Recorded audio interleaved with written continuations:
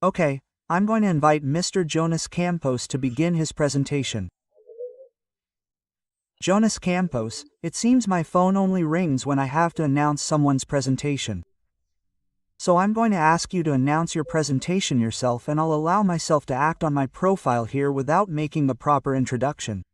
A hug, my dear. Thank you. Thank you. Good evening. Good evening to my friends who are here in this room, in this auditorium. To all of you who are at home watching us. It's already 11 p.m., right? 2 minutes to 11, and you're all paying attention to all the content that's being delivered. We're seeing that. The presentations are of a very high level, right? This event today is really great, very good indeed, and I'm happy to be a part of it. I want to thank Marcio for the invitation, and my colleagues as well.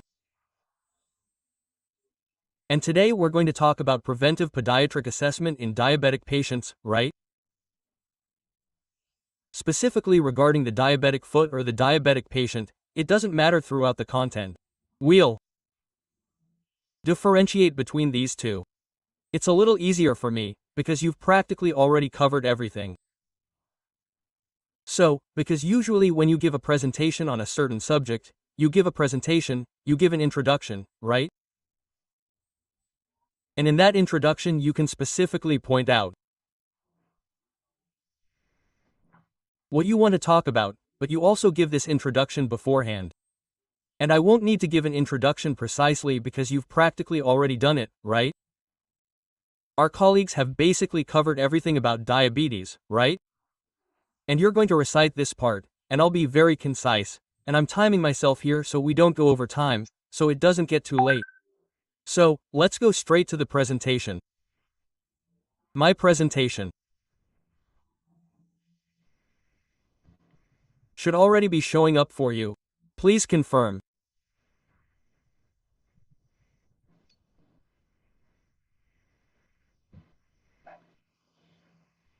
Marcio, are you watching the presentation? Great. So, let's go. Well, I'll give a quick introduction for those who don't know me, right? I'll introduce myself. My name is Jonas Campos. I'm a podiatry technician and I'm currently doing a technology degree in podiatry at UNIFIL. And we had the opportunity to bring this degree here to Rio de Janeiro. We at IBRAP are a center and we are running the first class of technological degree in podiatry in Rio de Janeiro. It's a very special moment, isn't it, that we've managed to advance and raise the level of professional training, which is what we need. As my colleagues have already said, Professor Armando has already spoken quite a bit about it, and I mentioned IBRAP, where I'm the director today. I'm the son of the founder, Celia Regina, who started it in 1991, and I had the opportunity to participate in it for many years. Now I have the opportunity, the privilege, to lead it.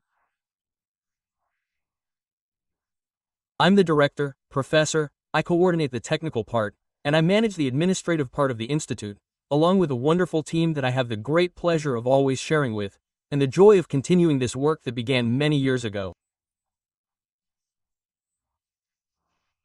So let's go. So let's talk about this preventive podiatric assessment in diabetic foot, right? When we talk about diabetic foot, we certainly have to understand what diabetic foot is. I'm not going to talk about that again here, because it's already been discussed, right? Well, we've talked about this quite a bit here, but diabetes is a systemic disease, right, that promotes hyperglycemia and causes these complications that have already been very well explained here. And we're going to focus basically on these two here, which are neuropathy and angiopathies, which will characterize diabetic foot syndrome, right? I really like this scheme where we present here. I usually identify a path, right, that we have to reverse, right? We have to go back, we have to slow down this downward tendency, right? We start then with the characteristics of diabetes mellitus, right, which are the two main ones we're going to talk about in diabetic foot, which are neuropathy and angiopathy. And here, my colleagues have already talked about it, I won't go into detail, the three types of neuropathy that we will find: motor, sensory, and autonomic. And each of them will generate a consequence. So, I want to start talking about these consequences here, right? In the case of autonomic dysfunction, we have a decrease in sweating. This starts to generate dryness and fissures. Fissures are entry points for lesions, or rather, not for lesions themselves, but rather for microorganisms, especially bacteria. And we have a significant alteration in blood flow, which is also characteristic of a decrease in the immune system, in the patient's immunity. Sensory dysfunction is lost. The patient loses the sensation of pain and perception. This is the great risk, right? Manuel Cerqueira just spoke very eloquently about the importance of mapping this, which we will discuss extensively, and motor dysfunction as well, right? Because in addition to causing possible alterations, they will also cause deformities, right? And these deformities will cause calluses, and the calluses will also cause further deformities. And it stays in this cycle until there is trauma, which is normal, mainly because of the deformity, and then the possibility of injury is very high, right? And we know that according to all that structure necessary for us to protect the foot, right?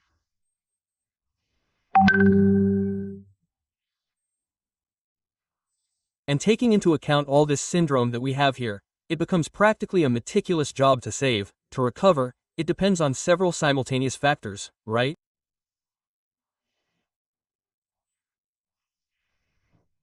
Well, and then there's also the issue of infection, right, where the risks are much greater. And when you don't have the break here, which I think is the most important part, right, which is the podiatrist's role, it has to be in this area here, not just here, but when you talk about ulcers, we just saw here in the classification of ulcers that Manuel presented, which is very good, and we can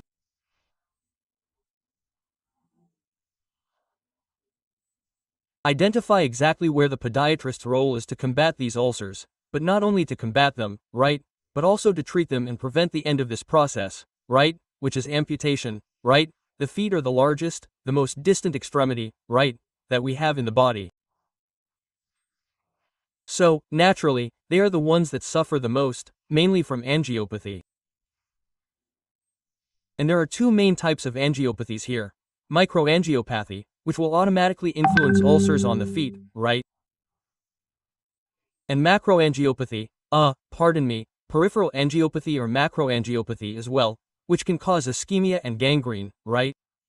Ischemia is the decrease in blood flow to a specific region. And this decrease in blood flow is very characteristic of the accumulation of glucose in the bloodstream, right? This glucose, which isn't actually from blood glucose, but from glucose that isn't absorbed by the cells, remains circulating in the blood and then begins to cause obstructions, and this generates this decrease in flow, which will consequently possibly lead to gangrene in the future, right? And then gangrene will also be a point of progression towards amputation. So these little arrows here are the brakes, right? It's what we have to do to stop this movement. We need to inhibit this from developing, right? The sooner action begins, the better, right? Here, folks, I'm attending to a diabetic patient who has a very characteristic picture of what we have here. And I even confess that I included this slide here somewhat impromptu, according to the content, right? But to illustrate a little about the issue of overload. And in this particular patient, who is neuropathic, he has neuropathy, and here on his left leg, on his left foot, he has a pressure ulcer, a plantar perforating ulcer. And it's the second point of contact where he bears weight, right? The first is the calcaneus, and we analyze that he puts the most weight on this foot, right?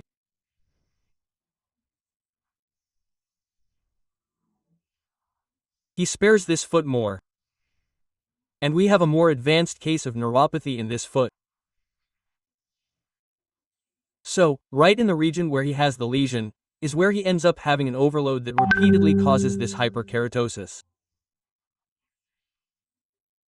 My objective here is not to talk about this specific case, because I will focus on prevention. So, diabetic peripheral neuropathy is the absence of sensitivity, right, and it increases the risk of lesions, macro and microangiopathy, which will cause ischemia, right, and then will hinder healing. And here's an important point that we've already mentioned, which is immune deficiency, which increases the risk of infections. And when infections occur, they progress very quickly, and if they reach the bones, it's much more complicated, right? Treatment for colitis is much more complicated. So our job, once again, is to stop this, to prevent it from happening, right? Trying to be premature, since you could say so, right? Anticipating this identification, this diagnosis, right? I wouldn't like to say diagnosis, but this identification of neuropathy.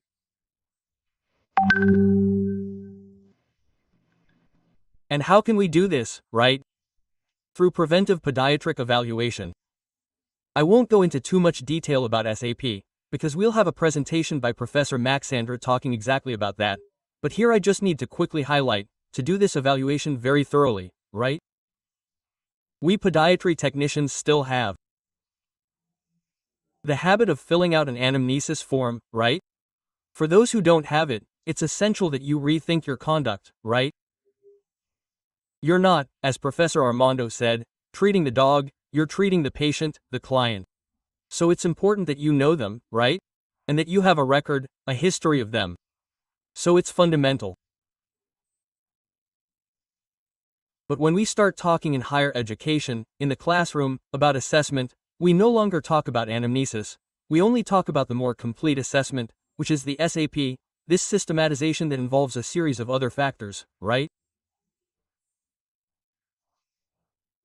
And this detailing will include a family history, which has already been mentioned, the history of the disease itself, right?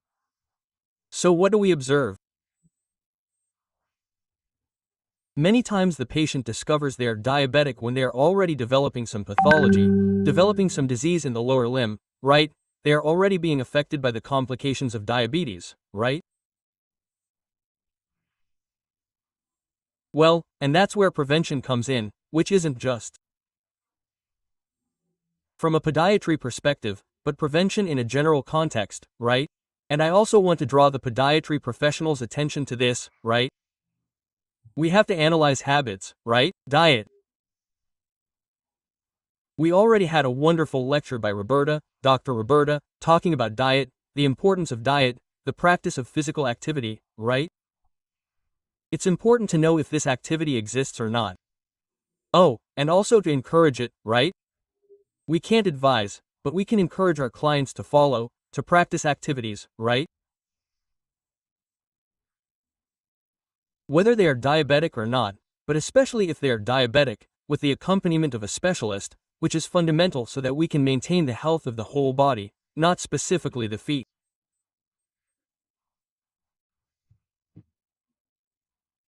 Well, it's important to have closer monitoring, including from the podiatrist, because that's when the risk of injury increases, especially if neuropathy is already present. It's important to understand their routine, identify the medications they're using. Giselle has already covered everything about medications and understand the medical follow-up, okay? Here, we'll be part of an interdisciplinary team, right? So, we need to identify how this is being done and also the possible risk factors, right? In the case of someone who is already diabetic, who has already been diagnosed with diabetes, who has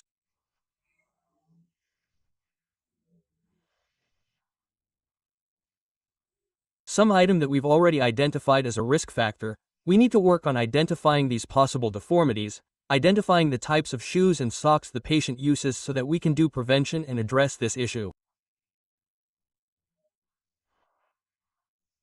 And regarding the reading of previous illnesses, right?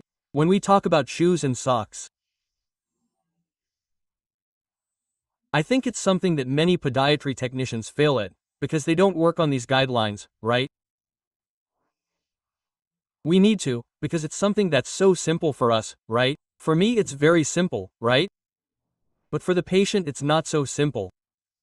They don't know how to buy shoes, they don't know which shoes are best, they don't know what type of socks to use, right? We see people who wear the same socks all week, who don't know they have to wash their socks. So, I think it's important that we work on this basic stuff, right? About shoe hygiene, how often you have to change your socks, how you have to choose your socks, right? When you buy shoes, how are you going to use them? You're not going to wear shoes for 8 or 10 hours for the first time, right? Especially when dealing with a diabetic, neuropathic patient. So, we need to have this identification, right? And this approach is essential.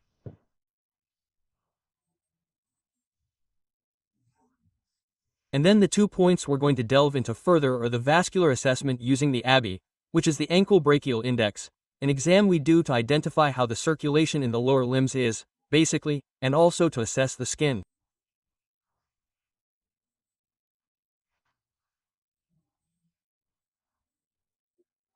And the neuropathic assessment, where we'll do the monofilament test, the breath test, and thermal verification to see if this tactile capacity is preserved or if it has already been lost, okay? So, starting here with the vascular assessment, we'll identify possible edema, skin textures, and the presence of blisters. So, we can observe here, in this case of the same patient I showed you, that baropodometry exam. You can see, he has this lesion on his left foot here, he has considerable edema, all the characteristics of a diabetic foot, right? The texture of his skin is very dry. Blisters, right, on this leg here, on the back, there were some blisters here. There's a little dryness too.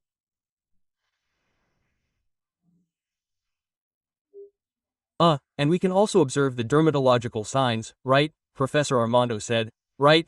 This, color change here is also characteristic, the temperature, right? And it's important for us to perceive the temperature, the color, whether it's pale, whether it's flushed, whether it's sunburned, whether there are varicose veins, right? Larger, smaller, microvarices, whether or not there is hair loss. This is a point that I learned from the doctor, that I found very important. I always evaluate this, right? Especially when the patient already has a greater involvement, he starts to have hair loss. So, this is a sign that we can identify at a glance, but it doesn't necessarily mean that the absence of hair indicates a complication. However, it can be a sign to investigate, to identify the growth and aspects of the nails in general, whether the nail is growing well, if it has fungus, what its general appearance is, and if there are any lesions. In this case, there's already a lesion on the plantar region, another lesion on the fourth toe, and a small lesion caused by pulling on the adhesive tape, which ended up causing a small lesion here. So, we need to map and monitor all of this for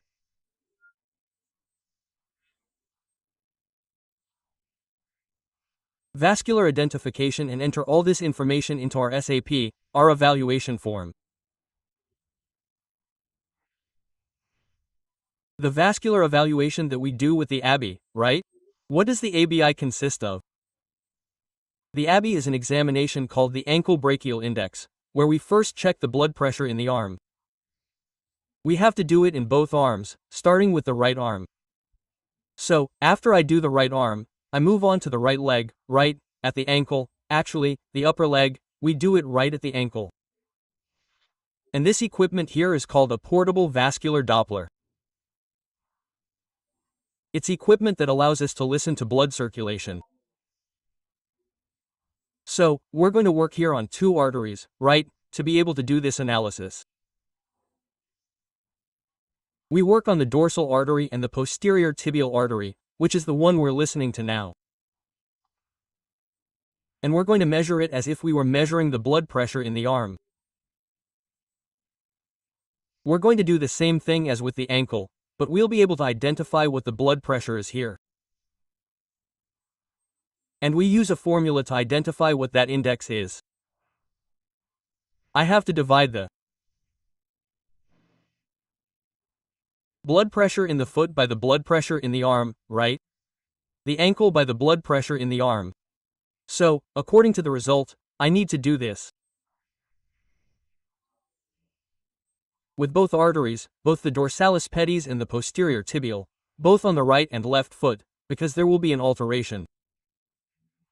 So you have to take 4 measurements, 4 blood pressure analyses, right? You have to measure both arms and both legs 4 times. And you take this result and do an analysis with a standard interpretation table here, where we can identify if the result is greater than 1.3.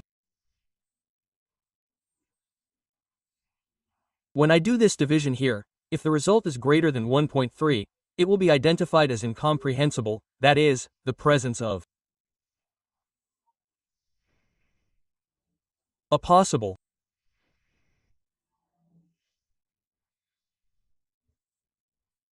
alteration in the artery, that is, the artery may already have a fragility in blood pressure, right? The artery's pressure, its capacity to receive this pressure, is reduced. This is characteristic, it's common in atherosclerosis or arteriosclerosis. Well, and that's also common in patients who are diabetic and already have some vascular alteration. And what's important here for us to identify, right? From 0.91 to 1.29 is considered normal. Now, when it starts to get lower, then you can identify what we call obstructive arterial disease, right? Which we also can't diagnose, okay? This is just so we can make an identification. So, in this case, if we find mild to moderate arterial disease, we already have a very high risk of needing to perform podiatric procedures, even podoprophylaxis, preventive procedures, okay?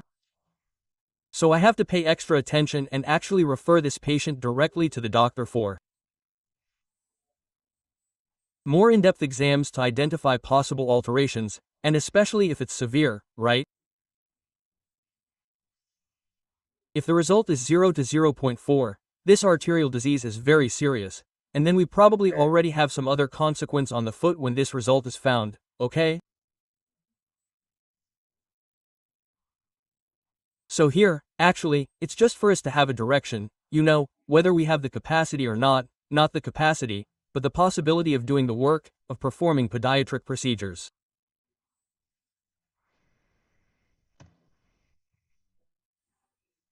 And then, after doing this vascular analysis, we're going to do the neuropathic analysis, right?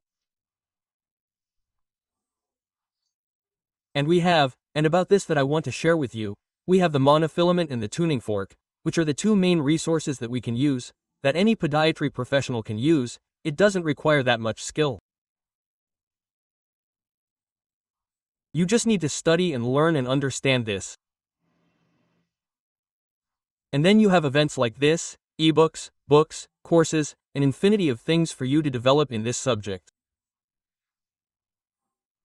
And what happens here with the monofilament, right? Here, actually, I'm going to talk about this little table here. These are the points where you're going to check, you're going to do the test to see if the sensitivity still exists, right? So, the monofilament and tuning fork will perform the neuropathic assessment. This here is the esthesiometer, right? The monofilament. It comes in a little card, like this one, right? Which is just showing it in practice. This kit comes with several, with various weights, right? With various bristles, with different weights, okay? It's not necessary for us to have all of them, but they usually come in the kit. We're basically going to work with these 3 here, okay? Each one has this weight, right? And this weight will be essential for you to identify whether or not there is sensitivity, okay? And I'm going to explain how this is done now. We have here, in this case, these 3 that we're working with, the 4 grams, the 10 grams and the 300 grams, okay?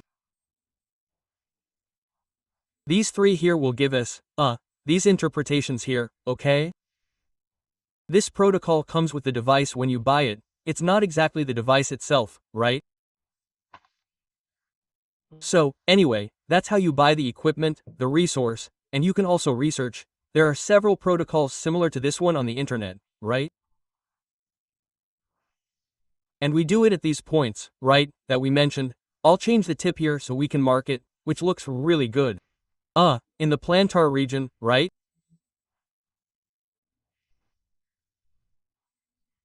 But generally we see it here on the aloxan, on the third toe, on the fifth toe in the plantar region, head of the first metatarsal, head of the third metatarsal, head of the fifth metatarsal, calcaneus, and on the side here. Practically these 2 points are the points where we generally have our load, our discharge, actually.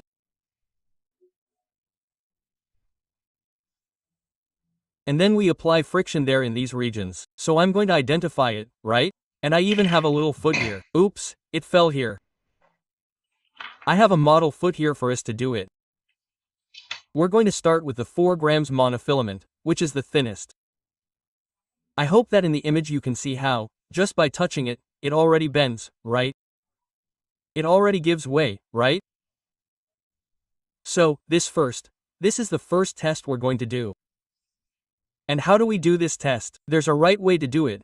It's not simply, I'm feeling it here, I'm touching here, can you feel it? We have to encourage the client to tell you exactly if they are feeling it or not and where they are feeling it without them seeing it, because it's common for the person not to accept themselves, not to accept this moment, this phase of their illness, right? And they want to say, they'll say they're feeling it, they're not feeling it here in their thumb. I'm feeling it, I'm feeling it. So, what do we have to do? We have to take, as if it were a counterproof. So, we work in such a way that, generally when we do this evaluation, we do it on a stretcher. So, the client is lying down, they can't see, right? He's lying on his stomach. And then he's going to, and you're going to touch the point, you're going to guide him. Look, first you take him to get acquainted, right? Put it in his hand so he can see that it doesn't hurt, so he has an idea of what you're going to do. And then you come here to the foot, to the right point and explain it to him. Look, I'm going to touch some points. Where I touched, you have to tell me if it's on the right foot or the left foot and which part of the foot I'm touching. And then you put it there. Can you feel it? Yes. Where? Under the little toe. Okay. Can you feel it? Yes. Where? On the heel. Okay. Can you feel it? There you don't put it, right? Can you feel it? Yes. Where? On the big toe. Let's say he's kicking. He can do that too, okay? So it's also important that you test him, that you ask if he's feeling it without having touched it, so he can say yes or no, okay? So after I do the 4 grams one, I do the 10 grams one.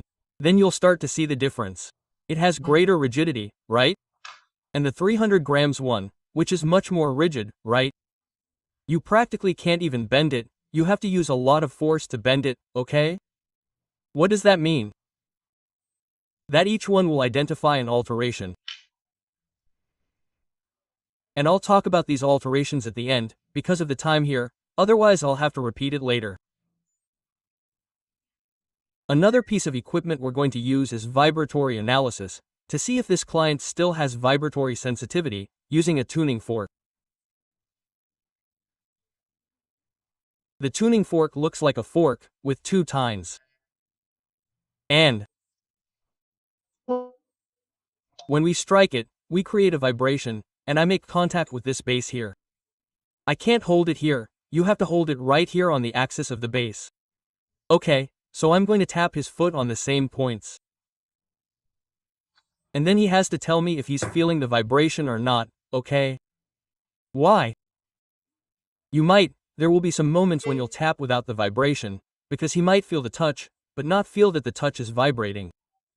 So, we do the same thing, we tap, he'll hear that we tapped, he'll know that it's vibrating. And when you tap, he has to say where you're tapping and he has to say what he's feeling, if it's vibrating or not. But what else will we sometimes have to do? We'll tap and hold and tap. And he'll have to say if it's vibrating or not. Theoretically, when we tap, it starts to vibrate. I don't know if you can see it there. You might see very little. But ideally, you don't need to see the vibration, you need to feel when it's vibrating, it even makes a little sound. I believe you can even hear it. And when you touch it, he'll feel the vibration. If he doesn't feel the difference when there's vibration or not, it means he's lost that vibratory capacity, And that's when there's a greater risk of injury, okay? Here I want to show you this video, it's about a minute long, where I'm demonstrating, doing a test with this client. Now, another test where you'll feel a vibration. This is called a vibration test. I'm going to generate a vibration. It's going to make this little tremor here. When I touch it, do you feel it vibrating? No, it's not vibrating. Did you feel a difference? So I'll touch it, and if you feel it vibrating or not vibrating, you tell me which foot you're feeling. Did you?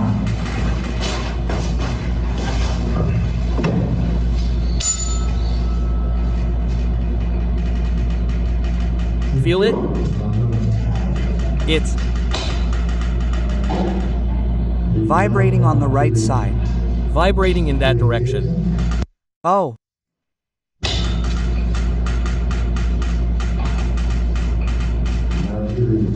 You're feeling it.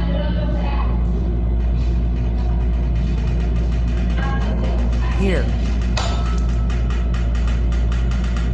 You didn't feel anything. You didn't feel it. You didn't feel it. And now. On the left, is it vibrating or not? No, he wasn't feeling it there, it wasn't vibrating. Did you feel it? No, right side.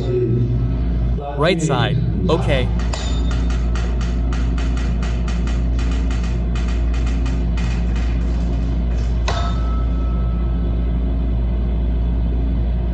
Did you feel it?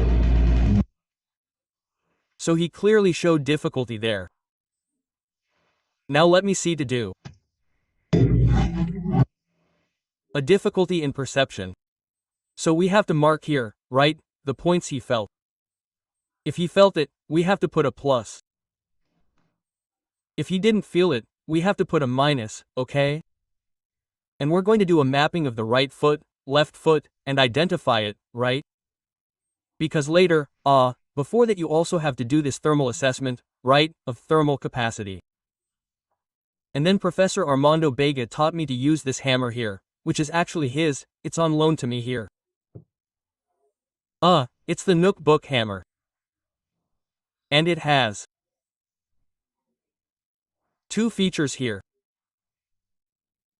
One is this little tip here so you can replace this 300 grams monofilament, okay? It doesn't pierce. It's not intended to pierce, of course, but it's very rigid, so when we make contact, the person has to feel, right, this pressure. Okay, but here, actually, to do this thermal assessment, we're going to use, because I have this little rubber piece here, and this rubber piece.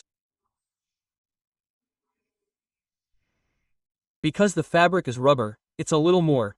It's not cold, it's not icy, right? It's not hot either, but it's not icy. And the metal is cold. We usually do this work in places with air conditioning, and then the metal gets cold. So you're going to touch it with the metal part and with the rubber part. And you have to identify if it's cold or not, if it's cold when you touch the metal or not when you touch the rubber. If you also lose this thermal capacity, right? If you lose this thermal sensitivity, the risk of developing burns is very high, right? So, for example, walking barefoot is absolutely not recommended. We already recommend not wearing shoes, not walking barefoot, but even less so, soaking your feet. So you draw the client's attention to these details, so that they can increasingly understand what's happening and start paying attention to these details, right? And then we make the same marking, we see where they are present, where they can differentiate, and where they can't. And then we come to this table here, which is super cool, right? What do we identify here? If they were present with reinforcement, because you had to do the second touch, you put 0, okay? And then there's a logic, which is the following. You did it all over the foot. If in 2 or 3 points they don't notice, you already have impairment, so you can put absent. So, 2. If it was reduced, then in that case you put 1, okay? So you'll put the numbers here in the table and at the end it will generate a scale, it will generate a score, you'll add everything up. You'll have a maximum of 10 points here. From 0 to 2, there is no evidence of neuropathy. From 3 to 5, he has mild neuropathy. From 6 to 8, moderate neuropathy. And from 9 to 10, severe neuropathy. Severe neuropathy is a great risk, right? Even from mild neuropathy, you start to have a risk. But severe neuropathy is when he has no tactile capacity at all. And then he can have both vibratory and painful sensation, 300 grams, thermal sensation, right? Here in painful neuropathy we are talking about 300 grams, but we also have another classification in this table. When you buy the equipment here it says, loss of protective sensation in the hand and sometimes in the foot, vulnerable to injury, loss of hot and cold discrimination. But since we already do the hot and cold test, we already rule that out. But there is vulnerability to injury from this first filament here, which is the thinnest one, 4 grams, okay? So it's important that you map this out and differentiate one case from another. And then you got to the end here, you did this calculation, right? 10, okay? Okay? And let's suppose it came to 6 here on the left. So, if you got 6, you already have a moderate neuropathy. This means there's a risk of injury, which Manuel already talked about, and he spoke very well about this risk level classification. What happens here? I'll skip this part because he already explained it so well, and I want to conclude by talking about how we're going to act, what our role is in this process. Well, before we get to doing these assessments here, first we need to have a welcoming environment, right? We have the capacity to receive our client, we have time, right? A basic podiatry procedure takes at least 30 or 40 minutes, right? This applies to a foot that's already being treated, or sometimes a foot that doesn't have many diseases yet. You're at the level of preventive monitoring, and you have at least 30 minutes with your client in each session. So you have the opportunity to talk to them, to get information from them, to have this welcoming environment, right? And to give guidance, to take advantage of this time. We always say the podiatry technician is the first person on the front line to identify this, right? To observe, but it usually goes unnoticed. You fill out the form and ask a lot of questions during the anamnesis, right? The question is, are you diabetic? Yes or no, right? I even brought a glucometer here to show you, which you can use, as has already been mentioned, so you can do the test. Often you receive a client who hasn't had an exam in 10 years, 5 years, 8 years. The story of this client I'm seeing is exactly that. He's in his early 40s, early 50s, and I think he hadn't been to a doctor in at least 20 years, nothing was wrong, everything was fine with him. And then one day he had a car accident, the hot water in the radiator burst, he stepped in the hot water, got burned, and didn't even feel it. And because he didn't feel the burn, it progressed, causing this plantar perforation, and then he thought, I'll have to go to the doctor to see what's happening. When he got there, when he went to get the exams, he already had diabetes for a long time, right? So, if this had been found by the podiatrist at the beginning, right? Even though he wasn't having this podiatric follow-up, he met the podiatrist now because he was referred by the doctor to get treatment with a podiatrist to actually treat the lesion. But anyway, if he had had this contact and the podiatrist had identified it, he would have avoided all this trouble, all this lesion, right? Because he would have already entered into this protocol of protections and all the adjustments for the daily life of a client who has neuropathy, right? So, this unique access that I usually talk about is due to the fact that, many times when you go to a medical consultation, especially if it's through the public health system, SUS, unfortunately it's not possible to do such an in-depth analysis. Even sometimes in private, even through a health plan, the consultation is sometimes quite quick, right? Well, and then the endocrinologist sometimes can't delve into so many details about the foot, right? And sometimes they don't even refer you to a vascular specialist, so you're stuck in the middle. Interruption, aren't you listening?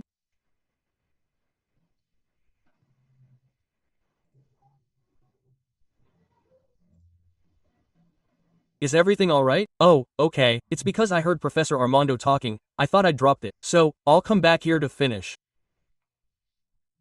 So, this is the role of the podiatry technician, right? They have contact with their client, practically once a month. They have to give these instructions, they have to say, Hi, quote. They have to give these instructions, they have to describe what might be happening, right? Because they have this closer follow-up. It's also something I notice a lot that our clients open up more than they sometimes do to their own doctor, right? They don't tell the doctor everything that's happening, and sometimes they tell the podiatrist, right? He even confesses that he's been raiding the refrigerator in the middle of the night, that he can't go without that chocolate, right? Just like when monitoring his blood sugar and so on. This monitoring is also continuous, right? Because you'll see him at least once a month or every 15 or 20 days. It depends, right, on the situation, the pattern, the care you're providing. You pay much more attention because you're focused on the foot. So you can identify the points we're doing. This test that we do here, we only do it once. You don't need to do it again. Of course, you do it today, then again in 6 months, or in 6 more months. I think every 6 months you repeat it to identify, but you only do it once and you can already map if there is a problem there or not, right? And these are invaluable in prevention, right? We talk about this a lot in the classroom with our technical course students because, well, we see a lot of professionals wanting to learn how to treat wounds, which is great, which is good, but they overlook the issue of prevention, which I think is the podiatrist's main role, right? The podiatrist's main role is prevention, right? And then, as Manuel Cerqueira mentioned about sports, imagine if in sports podiatry they only treated injuries, they wouldn't prevent injuries from occurring and they would end up treating a lot of injured athletes, right?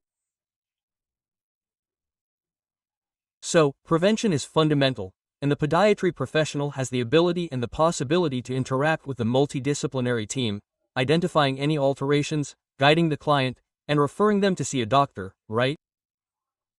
So, the specialty is that sometimes you can identify diabetes here. When you do a little test like this on a client who hasn't had a blood test in a long time, you won't identify the disease, you'll identify hyperglycemia, and then you'll advise them, look, if we gave them a blood glucose test here and it came back higher than normal, identify, as Giselle said, what time of day it was, did they have a meal or not, how long ago did they have that meal, whether it was post-planar, fasting, and so on. And then you'll also do these assessments here. Maybe you won't find any neurological changes, right? But you might find something vascular, some vascular alteration, and you'll give them guidance. You can do everything you heard in the previous lectures, with brilliant content, that we had tonight about the signs and symptoms of diabetes. What will the client complain about?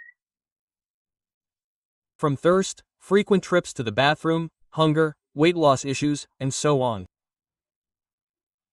And then you've gathered all the information, you did a test with a glucometer, identified that there is hyperglycemia and that you have to identify a vascular alteration. You'll immediately refer the patient to 2 specialists, both the endocrinologist to assess whether, in fact, they are diabetic or not. If they are already developing diabetes or not, and at what stage, what phase are they in? And also, the vascular specialist to observe how the circulation in the lower limbs is, because they will do more elaborate exams, right? What we do is more superficial for this initial identification. And we have the technical capacity to prevent it through education, awareness, and procedures, right?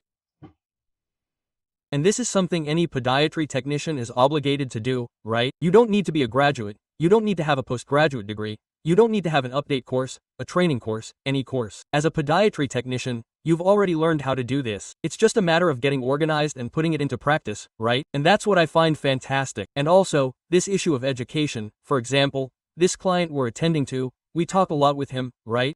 To raise his awareness, right? And he's discovering podiatry. He didn't know podiatry existed. He didn't know what it was. He thought it was something related to manicures, that it was, no, I thought it was something for manicures and so on. So, I mean, once again, it's important for us to position ourselves, for us to learn to study and for us to know our role in this multidisciplinary team, in this interdisciplinary team. And our role also in the treatment and especially in the prevention of injuries. That's it, folks. I'm going to schedule it. I went 5 minutes over what I planned. This is my Instagram. I'm also broadcasting live here on Instagram. Well, it just ended because I started broadcasting a little bit of Manuel's video. I'm going to open a question box for questions we can't answer here. If there are any questions, I'll open a box there, and then I can share it with everyone who follows me there. If you don't follow me, you can follow me. And as Marcio already said, if you're watching on YouTube, give this video a like, share it, or share it on Facebook too, because it's very important so we can get this content to more people, right? Because then we can help everyone gain knowledge, right? I always say that we have to aim high, not low, right? I don't have to lower myself to be like, oh, podiatry technicians have to stay down here. No, I want to be up there and I want to bring people with me. So, when we share knowledge, what we're doing is helping these people reach the level we're also seeking, right? Because here, nobody is better than anyone else. We're simply studying, researching, working hard on a Saturday night, almost midnight. We're here studying and learning. So, that's what I wanted to share with you. I'm available to answer any questions. Go ahead, I'll speak quickly, so as not to give anyone a chance to speak before me. It was great, Jonas. Certainly, the tests are of utmost importance. And some questions that were asked, you already answered in your presentation, which is quite important.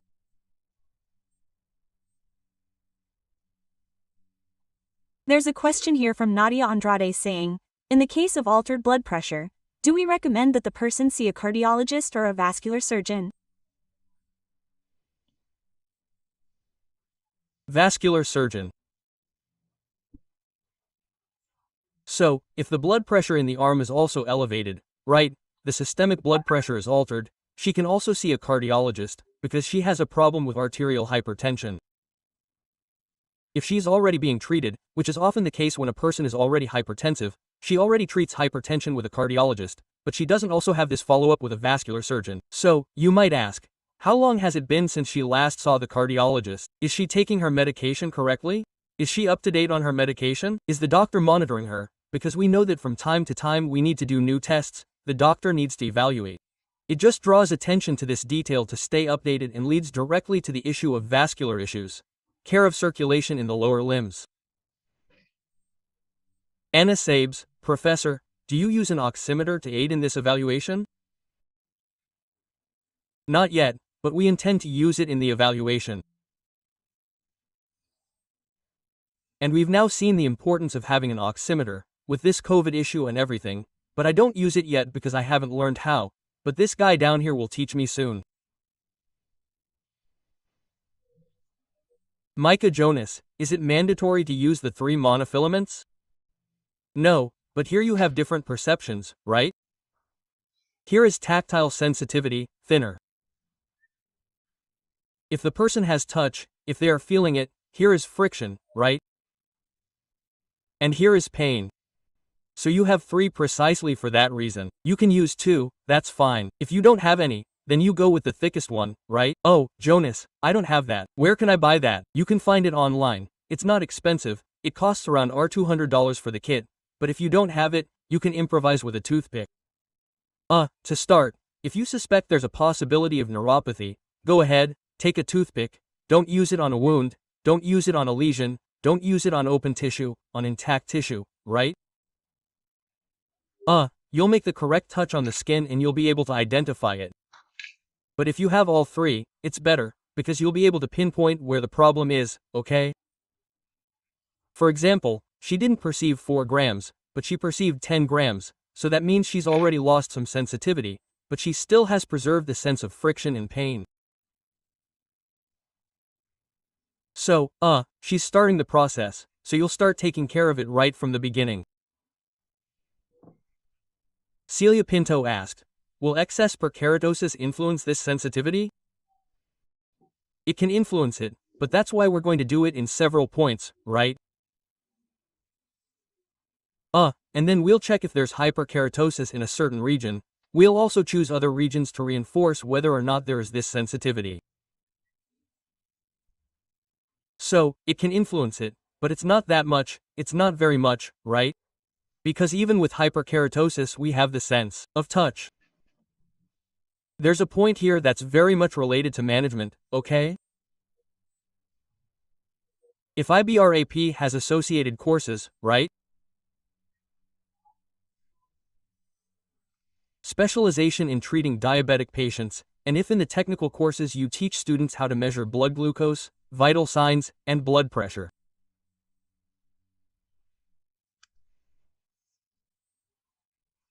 Yes, we don't yet have a course specifically focused on diabetic foot care, but that's because we have a diabetic foot care course, so we talk about it quite a bit in the basic training. We do teach how to identify vital signs and perform all those procedures. There's a point worth mentioning, and I think it's important for you and everyone, right? Podiatrist Anna Sales says, where I work, they advise me not to do glucose and blood pressure tests, claiming that in podiatry we can't use needles, that patients should already have these measurements from health centers. No, okay, fine. But if the person didn't have it done at the health center, you won't have the information, right? And this needle that we're going to use, right? I even have one here. You'll see, nowadays we have this one, this little lancet here. Look at the size of the needle. You won't even be able to see this in the video. I'm going to put it here on my beard. The thing is practically invisible, right? And then you put it here on the tip. Yeah, it's disposable, right? If we know about biosecurity, right? Professor Armando, the floor is yours. I imagined that. There's no audio. No, now I have audio. I just wanted to know why a diabetic, even a diabetic teenager, can test themselves at home, even though they're not a healthcare professional.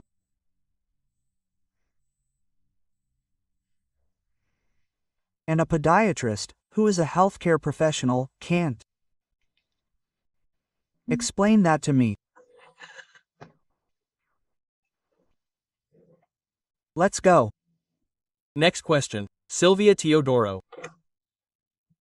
If the diabetic patient's exam is confirmed with altered vascular tests, I make a request to the doctor. Hold on. If the diabetic patient's exam is confirmed with altered vascular tests, I make a request to the doctor. It's an indication, right? A referral, right? We have some scenarios, right? Scenario number 1.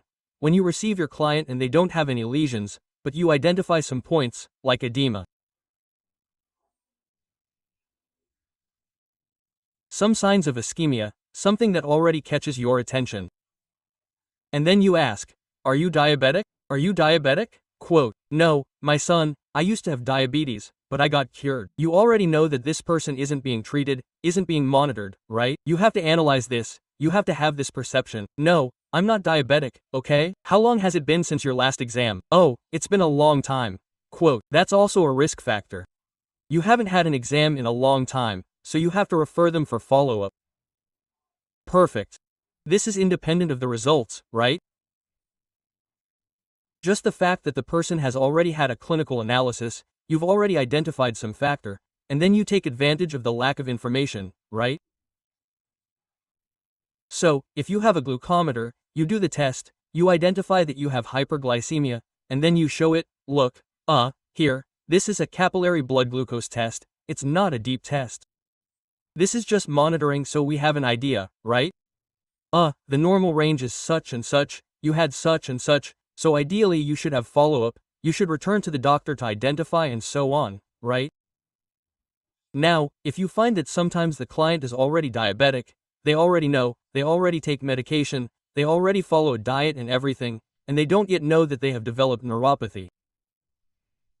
And that's when you have to tell them, look, you've developed a lack of sensitivity and now you need to take several precautions because you no longer have this defense. And then you also have to go to the doctor to have another procedure, especially a vascular one, right? Because neuropathy is more difficult to treat, right? If you don't prevent complications from diabetes, once it develops, it's much more complicated. You only have to do palliative measures, right? Footwear, hygiene, prevention so that it doesn't progress, so that neuropathy doesn't end up causing a second problem, right? Actually, a third problem. Basically. To wrap things up, I'm going to gather a series of comments here that I think are worth considering, right? There are some professionals who commented here on YouTube saying that when I do tests with monofilaments, they end up sabotaging the test because they end up indicating to the patient in some way where the monofilament is, right? And many times there are also many comments here saying that even if the patient can have their blood glucose levels checked, if they are decompensated, they don't respond depending on the procedure. What do you say to close this? Exactly. If, for example, a client comes in with mycocryptosis, with a granuloma, then that's fine. It's work that we do in our daily lives, right? Performing a spiculectomy, which any professional can do, knows how to do, right? But the big difference is if you identify that they are developing neuropathy, right? Of course, when you do that, or that they have hyperglycemia, right? And then you can advise them to seek medical follow-up first, right? Which is what I think Professor Armando mentioned. Someone else mentioned this, I think it was you, Giselle. You said that identifying the possibility if the client has some alteration, and then it ends up generating a risk. It wasn't Armando who said it. You're going to lift the chair, right, to perform some procedure and then you end up having a heart attack. So you have to be careful, right? And it's not about denying care, but about guiding the care, referring him first to a doctor for an analysis, to identify if he really is diabetic, if he needs medication, etc. And then he returns, right, for follow-up and treatment of the nail, because the risk is very high. And that's what you said, right? People might say, oh, but it never happened, I never won the lottery either. Maybe one day I'll win, right? So we have to be prepared, we have to be aware of that. Quote. Exactly. There's a lot of praise on YouTube later, you can take a look, lots of compliments, lots and lots of praise from people, especially podiatrists from Rio de Janeiro, from IBRAP, the people from Rio that we like to imitate, right? And lots of praise about your points. Thank you very much. Question. I got more nervous than usual because, well, my professor here, look. He's my professor in undergraduate studies, well. You can speak, Roberto. Vera Lucia Santos asks, I think we could learn how to take blood pressure, measure blood glucose, administer insulin in podiatry, because in the elderly caregiver course we learn all that. We have geriatric podiatry, why not? Quote. Exactly. I think only the insulin part is actually about administering it, just to provide context, right? If the patient is already on insulin treatment and has a routine, the caregiver, instead of the patient self-administering, will, like they would prepare the prescribed medication, say, look, you have to take this medicine this morning, this one this afternoon, this one tonight. Now I'm going to administer it. The podiatrist will arrive and say, oh, the client has hyperglycemia, wait a minute, I'm going to give them insulin. That's not it, okay? For goodness sake, quote.